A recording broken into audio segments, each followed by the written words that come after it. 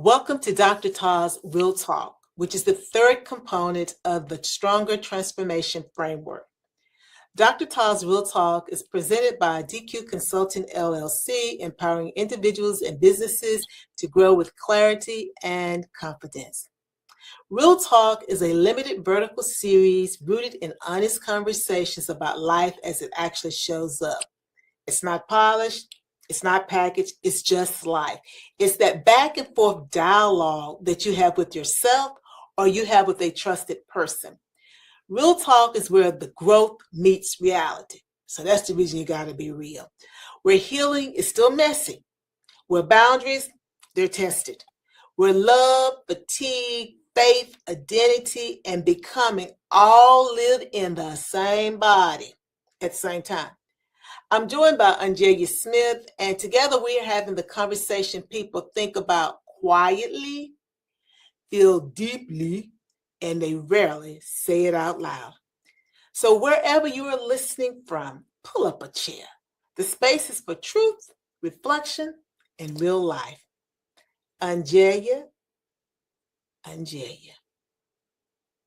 Teresa. Honey.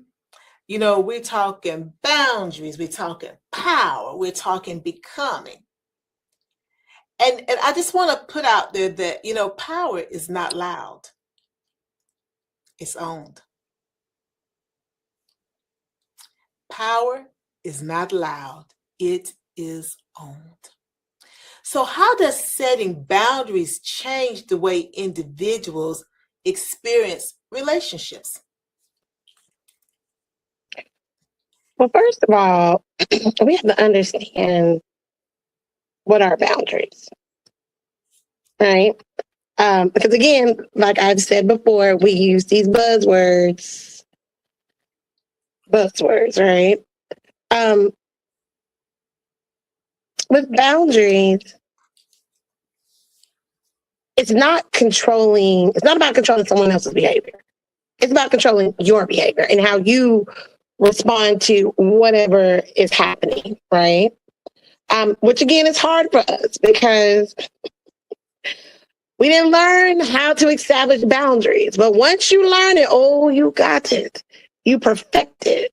And it basically begins to drive and shift who you are becoming as a person.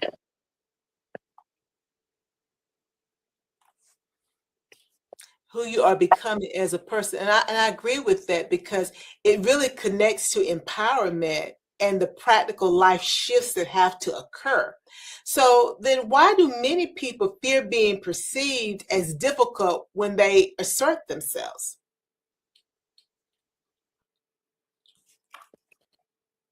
Because perception is everything. It may be the fear of unknown, right? Like not knowing, not being able to adapt to the environment, feeling that I'm not good enough to partake in this conversation, in this situation, feeling that I'm less than, right? Like I'm not worthy of having a seat at the table. When in actuality, you're more than worthy. Matter of fact, sometimes you actually bring more to the table than the people that's at the actual table. And that's something that is hard for us to understand because we're looking at the world through our cracks and our insecurities. So therefore, we don't see that really you could be bringing much more to the table than what the people are bringing that are at the table. But because you see the world through your lens and how you have learned to respond to whatever trauma or what have you has been a part of your life, you don't see the connection. And I think that's very important, because really what we're talking about here is social conditioning. We can say lived experiences, but it's that social conditioning. And after so long, we don't see that something is now not copacetic. So what does it mean to take ownership of one's choices and consequences.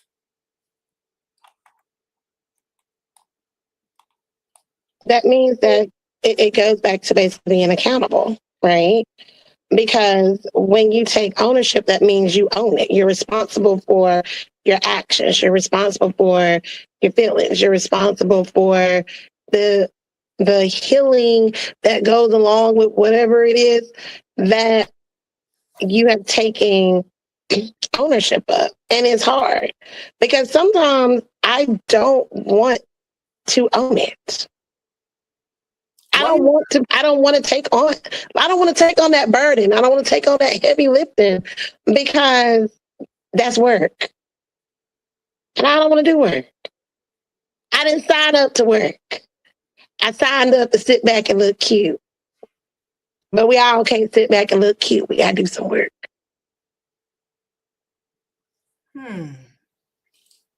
So really that accountability and owning your own stuff, sometimes we'd rather not own it, even if we have an opportunity to own it, because it is going to be work. Right. This segment is brought to you by Irene Baxberg. After a life-changing accident left her in chronic pain, Irene Baxberg refused to give up. Today, she inspires others by sharing her journey to hope and healing. Follow Irene Baxberg on Instagram.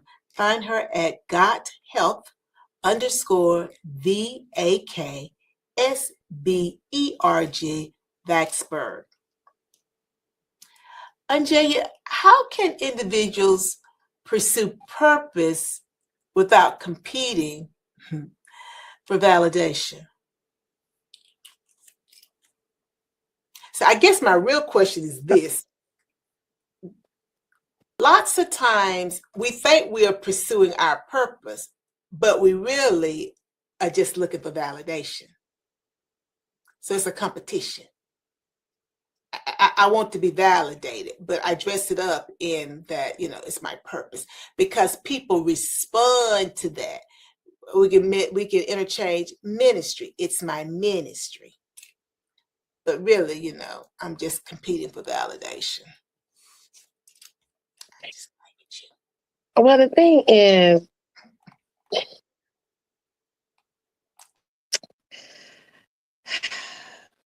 how should I say this and be nice? Oh, it's really no nice way of saying it. Basically, when people are pursuing something without, quote unquote, competing for the validation, they're really chasing the success, so they think. But as you also nicely stated, it's really more so the approval, the recognition, the attention. Because, I'm an attention seeker, the status, because, if I'm on this level, people are going to view me. Ooh, and that's really big in the church. It's very big in the church. Not necessarily where we are at our church, but in like other churches, like in the just when it comes to religion, like, if I'm a bishop, if I'm an elder, people just want the title. I can't necessarily say they want to do the work, but they just want the title because having that title means something. It means that I have arrived, but not understanding that, there's this thing called work, that 4-letter word, WORK work, that comes along with having that. So that's great that you may think that, you're getting somewhere, but without that work, you're just chasing your own tail. Because what is the bottom line? What is the end goal? Is it, I am working hard to pursue XYZ in order to have XYZ in the future? Or am I working hard to be a people pleaser and to have people to ooh and ah over me and about me, which then strokes my ego? What is your end goal?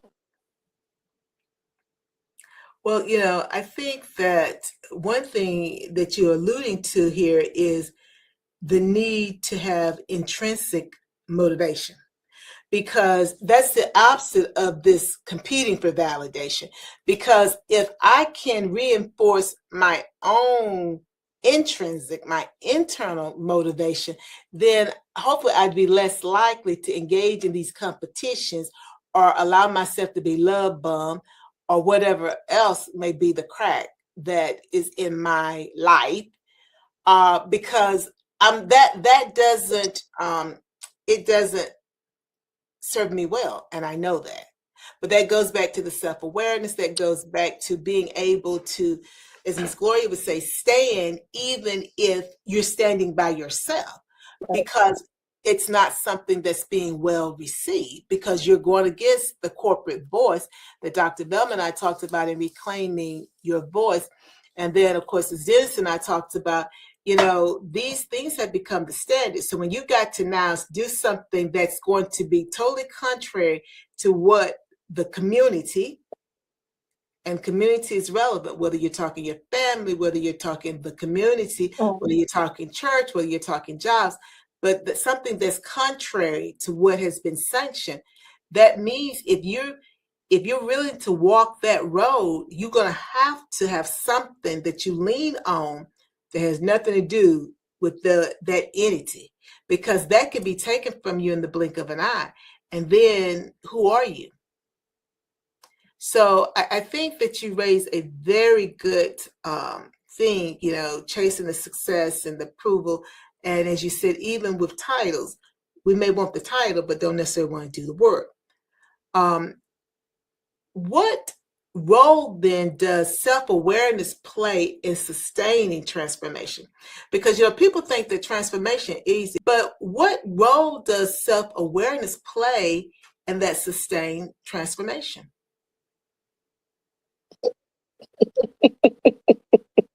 And she laughs. It helps you identify the real problem, or as they say in corporate world, the root cause issue.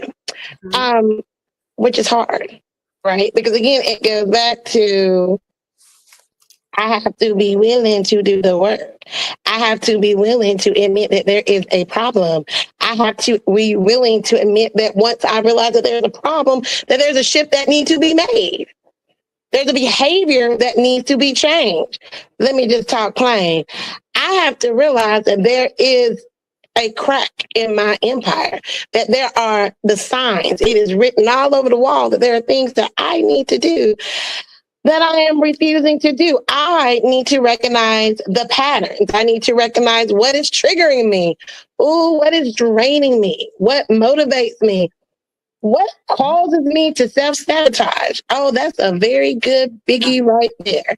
Because sometimes we feel like I am not deserving of this promotion. I am not deserving of more. Why? That is the why. Why do you feel, I like to feel things. Why do you feel that you're not deserving of the finer things in life? So recognizing those patterns, those behaviors, again, going back to that accountability, like you got to be accountable. You got to be willing to do the work. I mean, that's just something that's just like never going to go away, right?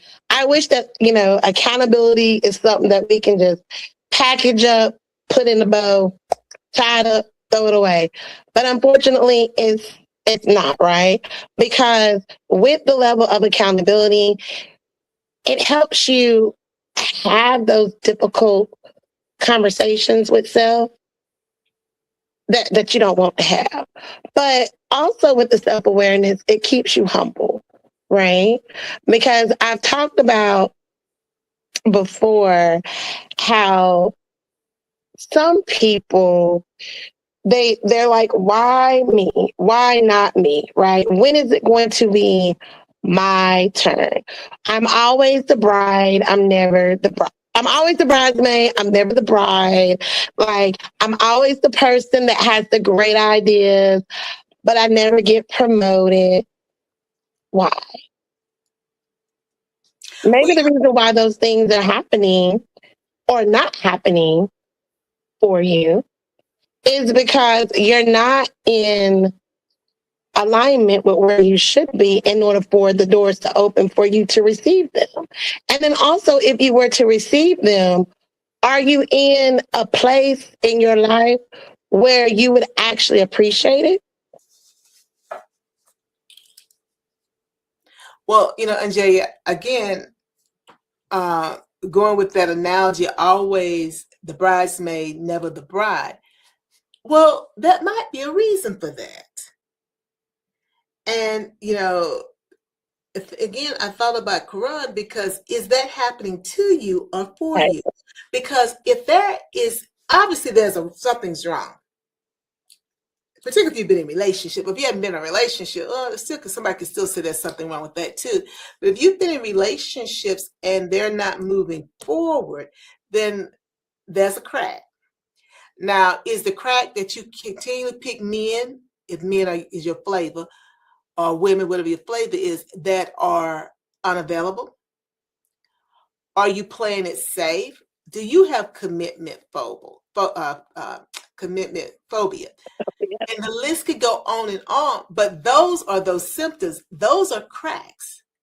And so you have to then figure out, okay, since I'm not recognizing this, so this is actually happening for me. It's not happening to me. I'm a bystander versus being actually involved in my life to figure out, why is this happening? Because, I'm very big on reflection. And that is how you begin to also see where does your motivation come from? Is it internal or is it external? Then you can also figure out, okay, how do I keep this momentum going? I've got this self-awareness now. Okay, self-awareness is good because first step. But now we got to put a plan in place to transform. Then we have to continually monitor our progress, because if we're not progressing well, then we need to step back and figure out again, why is this happening? And I can tell you, some of my stuff happens because I am not getting to the root cause, your language. I'm not getting to the root cause as to why there is a crack. I'm taking care of all the service stuff. I'm going to do a better example. A car needs a paint job. And it appears that the paint keeps peeling off this fairly new car, okay? So instead of the dealer, when the car goes to get the paint job, instead of the dealer, taking off the paint that's still there and whatever, thank you, sanding everything down, then getting it ready to paint the car. Instead, they do a wrap. So they're going to wrap the car, and the places where the paint's gone, there's going to be a wrap on the car. Well, that's a Band-Aid. You never got to the root cause. Well, ma'am, if I had taken all the other paint off, that don't mean we would go get to the root cause. No, but cosmetically, the car would look better, because basically you did a patch job. And if the same problem persists, it's going to look worse again. What is the root cause? Because we all got them. We all got them.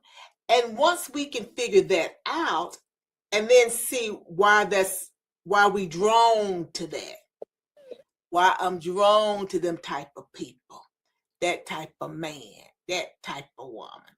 Once I can figure that out through real talk, I might be able, to begin to protect my energy and my boundaries, and remain compassionate as it relates to others, but not at my expense.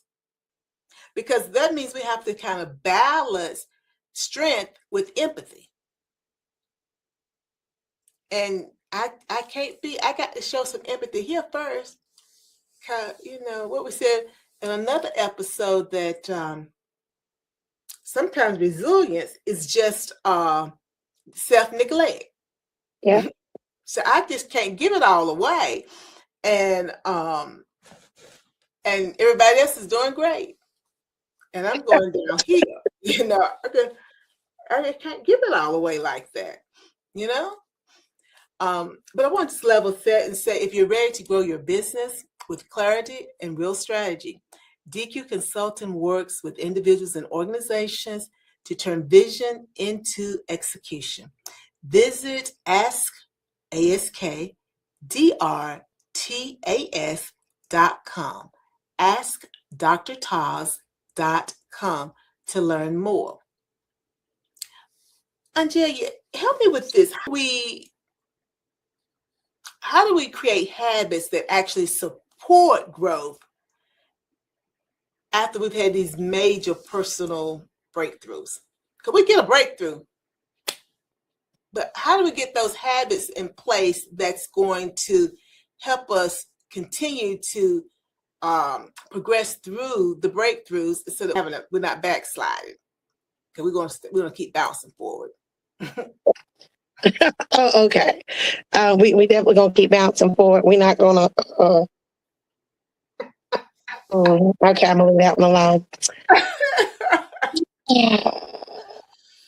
So, how do we create those habits to support growth after the storm, after the breakthrough, when I can see clearly now that the rain is gone, because it's gonna be a bright, sunny, sunshining day. I think is how it goes. One, we have to let them patterns go. Because it's so easy to go back to the old routine, right? Because it's comfortable, right? It's what's familiar. It's Linus in that blanket. I just don't want to let it go. I'm gonna carry it everywhere with me. We have to be willing to let those old habits die.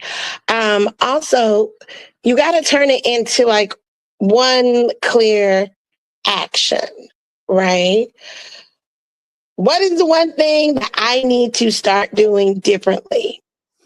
Whether it's tomorrow, whether it's today, whether it's 6 months from now, like start small, right? Like what is one thing that I need to do?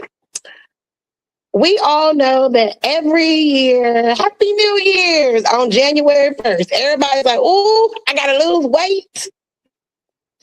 I got to make better, eating habits and choices because summer's going to be coming around here. And, I got to be bikini baby suit ready. It sounds real nice when we say that. It does. But then what happened? January 1st, we start off good. January 10th, we still good. And we may even end January 31st like, oh, girl, I did it. But then guess what happened? Now February comes along. Well, something in my life went wrong and I just couldn't keep it going. March comes along. Well, I'm going to get back to it. April comes along. Okay, well, it's okay. I still got some months. Now May come along and it's getting warm outside. Depending on where you live, it's getting warm. You getting that 70, 80-ish degree weather. Now you like, man, look, something about to be here in a couple of days. And I didn't do what I said I was going to do. Why? Because you did not, one, set a realistic goal, right? Meaning like, yes, you want to lose weight.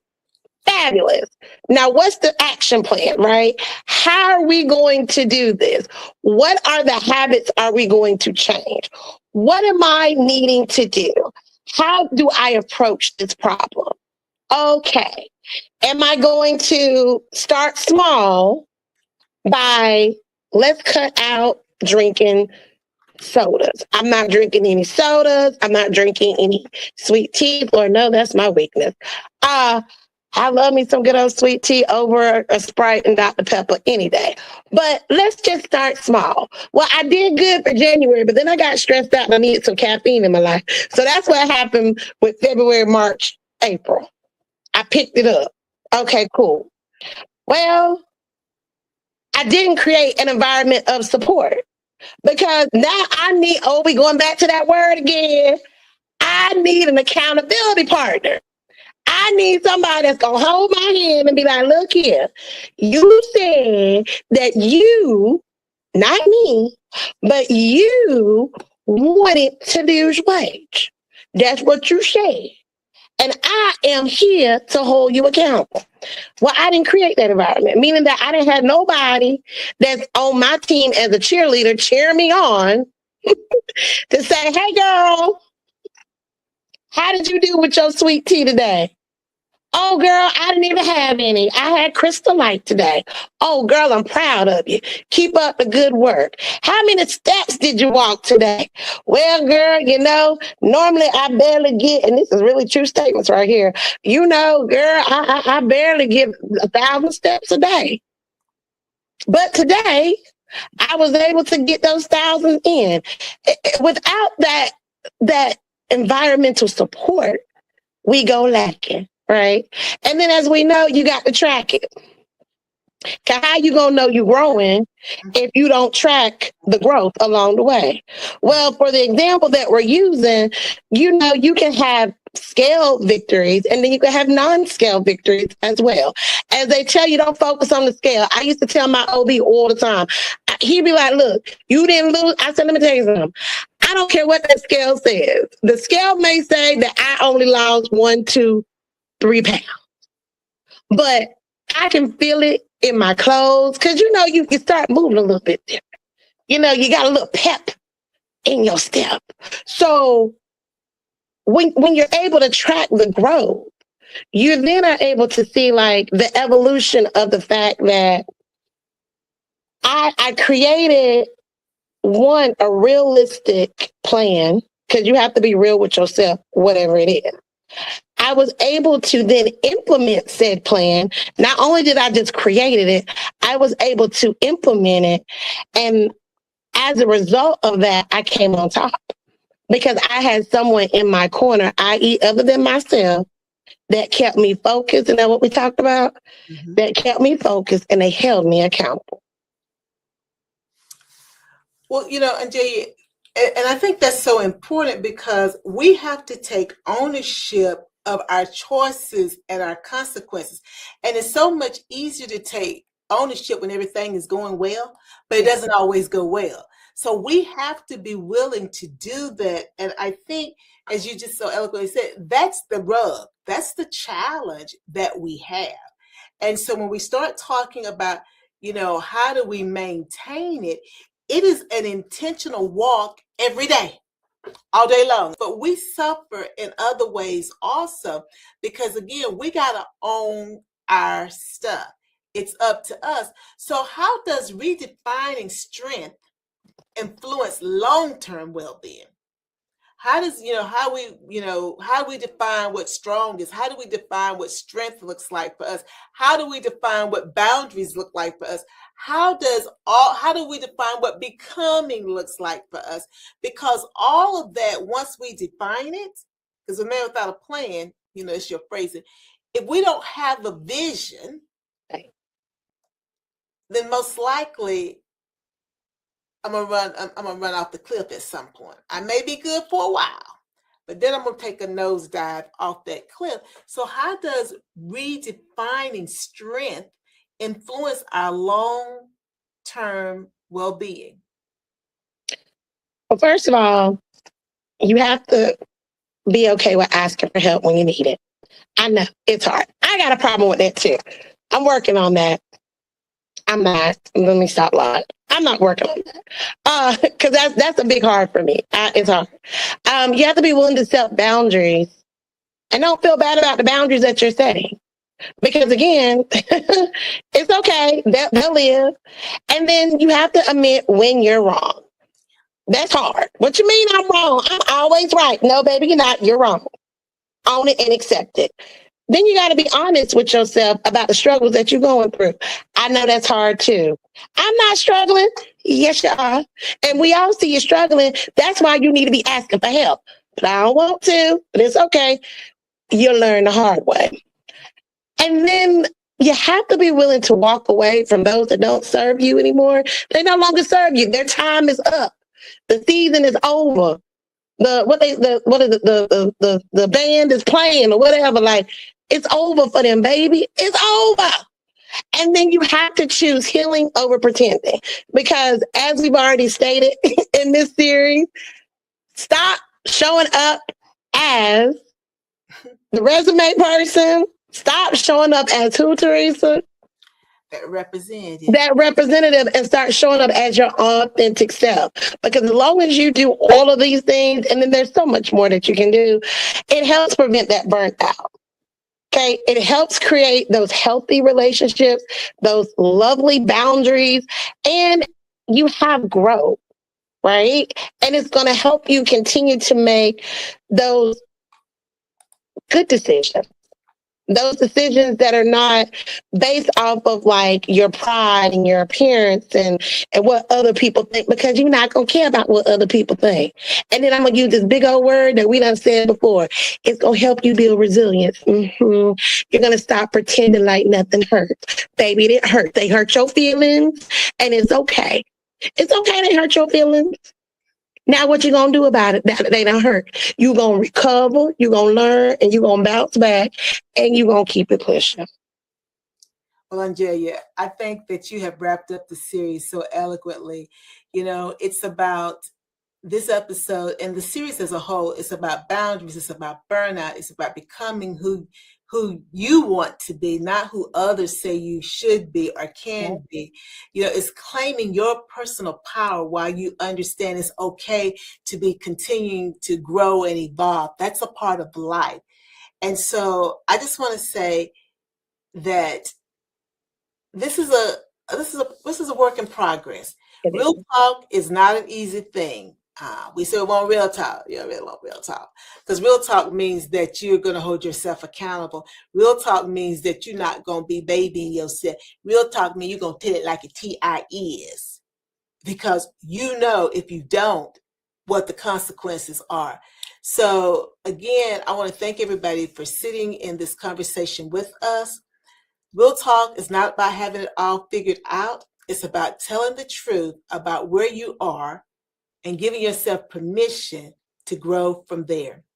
As you move through the rest of your day, we invite you to sit with this question. What did this conversation name for you that you've been carrying quietly? You don't have to resolve it today. Awareness is part of the work. So applaud yourself if you're now aware. This conversation is part of a 4-episode limited series. Each episode stands on its own, but together they explore boundaries, burnout, healing, and becoming in real life. You're no longer plugged into the matrix, baby. You're going to become in real life. And you know the drill. Before you go trying to take care of someone else, please make sure you take care of yourself first. Bye now. Bye.